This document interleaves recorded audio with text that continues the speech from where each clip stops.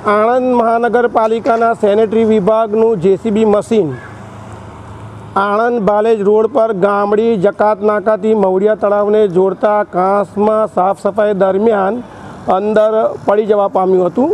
આ ઘટનામાં કોઈ જાનહાનિ થઈ નથી। કેમેરામેનને હું રિક્વેસ્ટ કરીશ કે તેઓ જે મશીન ગરકાવ થઈ ગયું છે કાંસમાં તેનો લાઈવ ફૂટેજ બતાવશે। આ ઘટનાની જાણ આણંદ નગરપાલિકાના સેનેટરી વિભાગના અધિકારીઓને થતાં આ વિભાગના રાજેશભાઈ બારોટ તેમજ તમામ કર્મચારીઓ સ્થળ પર દોડી આવ્યા હતા અને મશીનને કાંસમાંથી બહાર કાઢવાની પ્રક્રિયા હાથ ધરી હતી। અત્રે નોંધનીય છે કે ચોમાસું તો ઓલરેડી શરૂ થઈ ગયું છે પણ વરસાદ ખેંચાયો છે, એટલે એકંદરે જોતાં સાફ સફાઈ કરવાની કામગીરી મોડા શરૂ કરવામાં આવી છે। કાંસની હાલત તમે જોઈ શકો છો। અમારા કેમેરામેન તમને લાઈવ ફૂટેજમાં બતાવે છે કે કાંસ કેટલી ખરાબ હાલતમાં છે, અંદર કેટલી ગંદકી છે। ખાસ કરીને જે 20 માઇક્રોન સહિતની થેલીઓનો જે વપરાશ હજુ પણ આ વિસ્તારમાં થઈ છે એના કારણે આ કાંસની અંદર ખૂબ ગંદકી થવામાં પામે છે। આ ઉપરાંત કેટલાક લોકોએ દટાણના જોડાણો પણ જોડી દીધા હોવાની શક્યતા છે। જકાત નાકાથી રહીમાનગર, સુકૂન પાર્ક, મવડિયા તળાવડી જવા માટેનો જે રસ્તો છે એ રસ્તામાં પ્રવેશતા તમે જોઈ શકો છો એક ભયજનક વળાંક છે કાંસ ઉપર।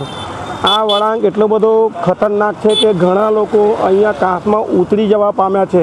એની પાછળનું એક કારણ એવું છે કે આ કાંસ ઉપર કોઈ સેફટી દિવાલ કે કોઈ સેફટી રેલિંગ મારેલી નથી। આ જે વળાંક છે એને પણ દૂર કરવાની જરૂર છે। આ ઉપરાંત તમે કાંસની હાલત જોઈ શકો છો કે કેટલું બધું પ્લાસ્ટિક છે, કેટલી બધી ગંદકી છે। આ કાંસની હાલત માટે તંત્રની સાથે સાથે આ વિસ્તારની પ્રજા પણ એટલી જ જવાબદાર છે।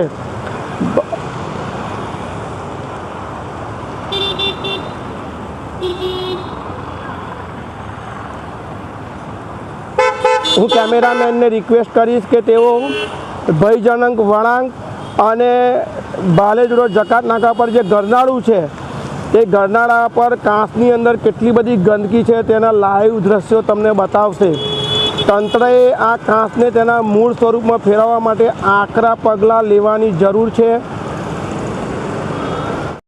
મારી પાછળના કાંસના દ્રશ્યો જોઈ શકો છો। કોહિનૂર તરફ પણ કાંસની જે હાલત છે, ચીખોદરાથી ગામડી થઈને બાલેજ રોડ, જકાત નાકા, ગરનાળાથી મવડિયા તળાવ અને ગોયા તળાવ સુધી જોડાયેલો આ કાંસ ઘણા વર્ષોથી આ પરિસ્થિતિમાં છે।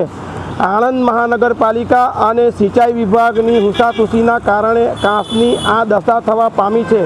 છેલ્લા કેટલાક વર્ષોથી આ કાંસ આ રીતનો જ છે। વારંવાર થોડી ઘણી સફાઈ થાય પછી તેની તે જ હાલતમાં ફેરવાઈ જાય છે। આ કાંસને મૂળ સ્વરૂપમાં લાવવાની જવાબદારી કોની છે? અલ્તાફ શેખ સાથે સાજિદ માલિક, દીવ મિરર ન્યૂઝ, આણંદ।